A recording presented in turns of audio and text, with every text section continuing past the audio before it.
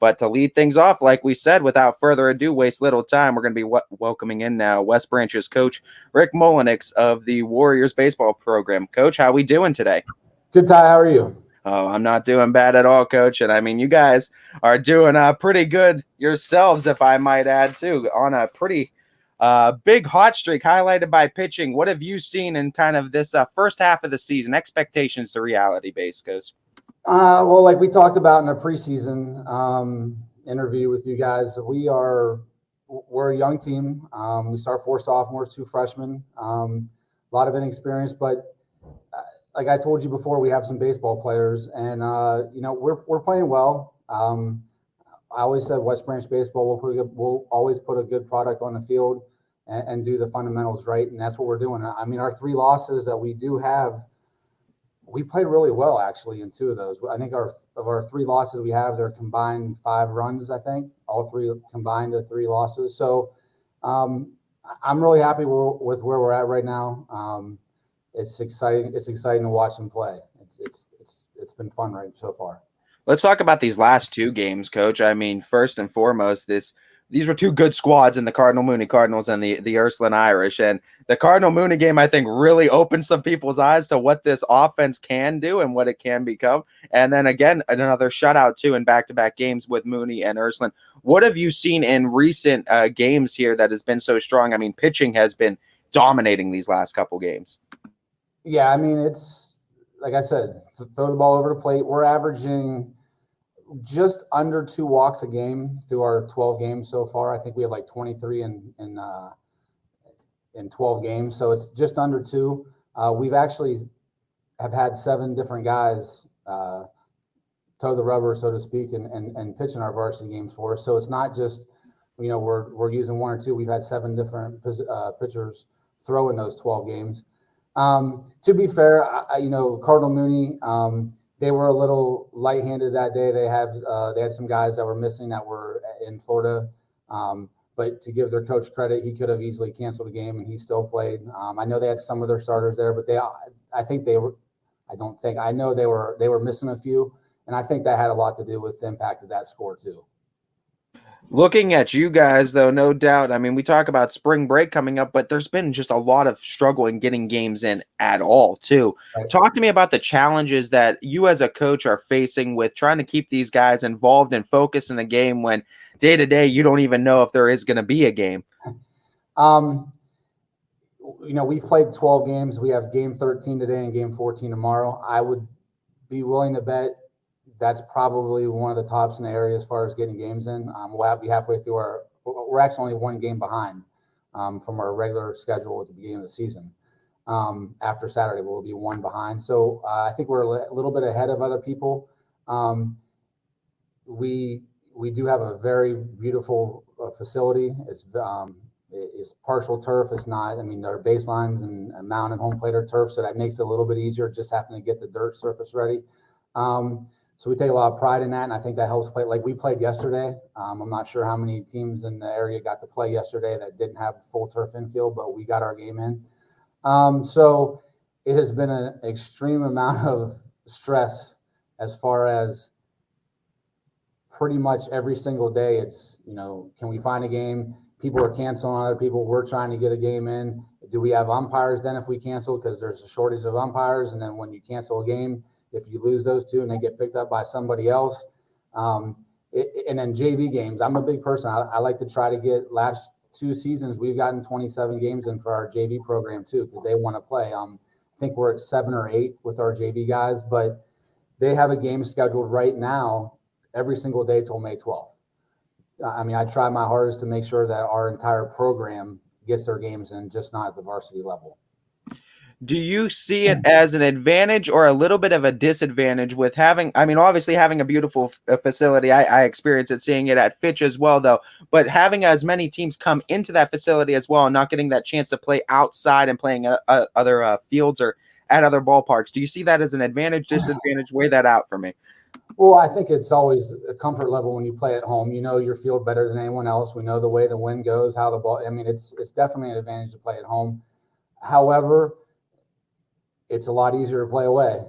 We hit, go on the bus, come back, and it's over. Not a lot of stuff. We spent a lot of time after every game getting our field ready for the next day, and to keep it the way it is, it's a lot of effort. So yes, it's easier just to go on a bus and go play away games, but obviously getting to play at home, it's nice because our parents don't have to travel, and it's our place. Let's talk about this game a little bit more in depth on what we saw from West Branch's team against Ursuline. 4-0, you guys win. But Bo Alazaw, 7 innings pitched on the mound. I mean, no runs, 5 hits, 4 strikeouts. Talk about this performance and what you've seen from Bo on the mound, and how big of a role he's going to play in the future of West Branch baseball. No doubt, kids call him Big Time Bo. I've been around Bo since he was 7 years old. We've been coaching him, through travel ball and summer ball. And Bo's Bo. Like I said, you have some pitchers who, they have good stuff, but you never know when they go out there, are they going to have it? And some guys will find it maybe in the first, second inning, and that, hey, they might be able to get to it here a little bit. Just let them ride it out the first inning. Some guys, when they don't have it, you might as well get them out because they're not going to find it. Bo is none of those. You know what you're going to get out of Bo. Bo's going to go out every single game and throw strikes for us. He competes.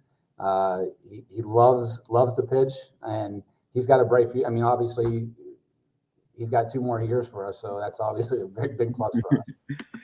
The EBC is no doubt stacked in the baseball realm, and it's always going to be competitive. In this second part of this season, you guys are really going to get into the thick of it with some more EBC play.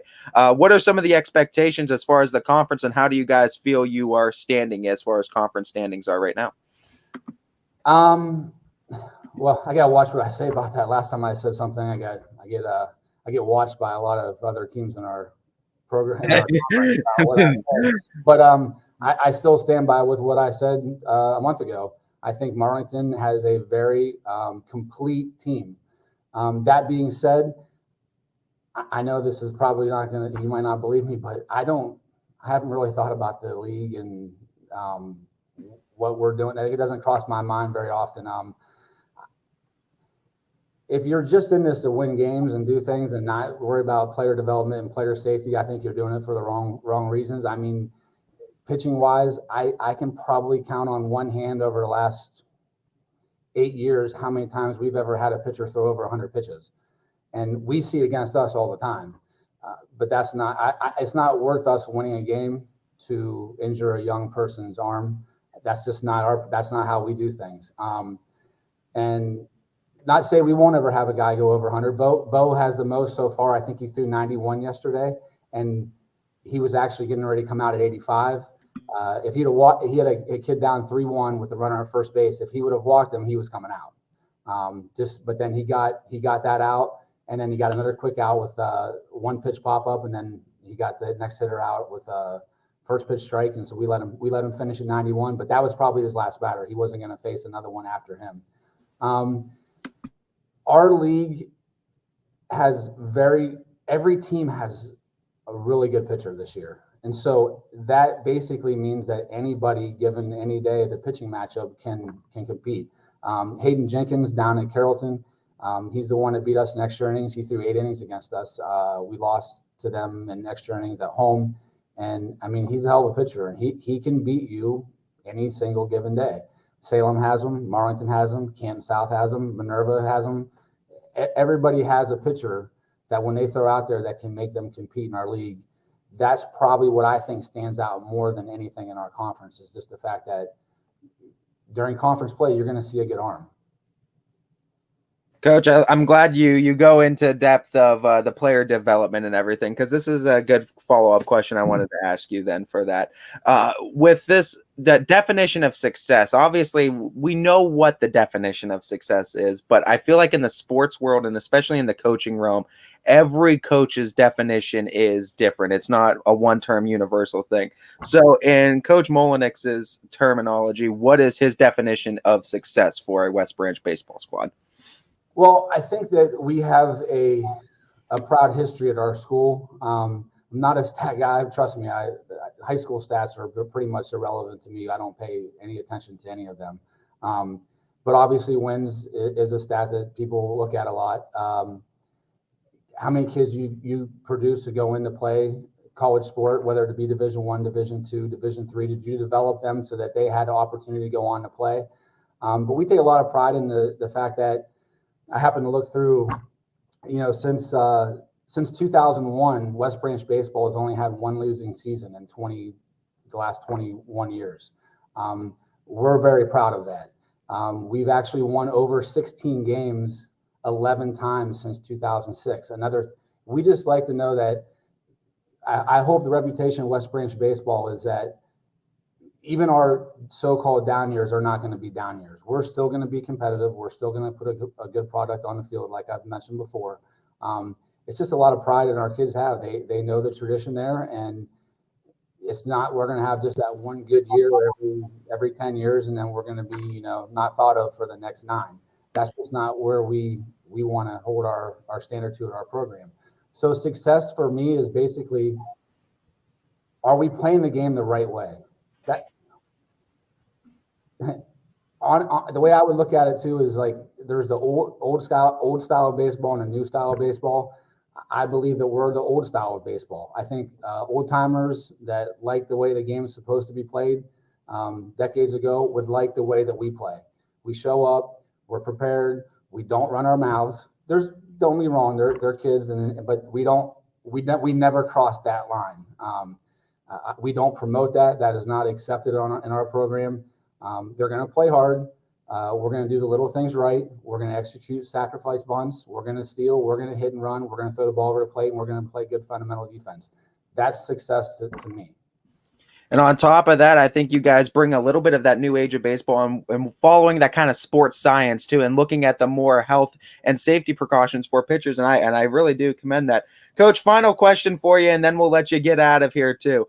I believe next on your docket is Cuyahoga Falls, but I know schedules are always changing. So is that still standing right now? Yeah, Cuyahoga Falls would be a good challenge for us, Division I school. And that's another thing we try to, again, we could schedule to where if I want to win 20 games a year, that doesn't, again, develop our kids. Don't get me wrong. I'm hoping that here in the near future, we can have Cody Jones at Marlington High School, for example. I say in Marlington, but their schedule is extremely difficult this year. He knows he has a good team, so he challenged himself. I mean, he goes out, he's playing Defiance, Hamilton Baden. He's trying to do the same thing. He's trying to make his team better. And I give him a lot of credit for that because, when we do all league voting, people will look at it and say, well, their kids maybe didn't hit as high as some other kids. Well, their schedule is very, very difficult. And I'm assuming Cody's a lot like me. He doesn't care about his wins and losses. He's trying to get his team prepared to make a good tournament run, as that's the same thing for us. So I'm hoping that we can get to that point where we can challenge ourselves every single day. But obviously, we're that middle. I would say we have a medium-sized schedule this year compared to what they have. Coach, before we let you go, too, Chris Ziegler wants to get in on a question real quick. What's the goofiest thing one of your players have done this season where you just shake your head and laugh? Oh, man. That's a good question. It's more our coaching staff that does goofy things than our players. If I was, let's hear one of the stories. Then let's hear. I don't even know if I can do that. Let me. We don't gotta say for work story. It's all. Yeah, we have to. When we were off here, I could probably share some, but no, it's just we have a great atmosphere. Like I said, we have really good kids, and I credit the parents. We have great kids, great parents, and it's just fun to go to baseball every single day. Honestly, it's just I don't ever go, God, I can't believe I got to go today. We just look forward to going out and playing. I hope we get another W tonight and keep it rolling. If not, we start another streak. Hopefully, that's just the way. We're not worried about what we've done so far. Means nothing to nobody. Well, you've certainly grabbed the attention of us here at YSN, Coach, and we definitely commend what you're doing over there with this Warriors program, and we wish you the best of the luck with the rest of the season, and hopefully we'll be talking to you again real soon. Anytime. I appreciate it. Thank you. Thank you, Coach.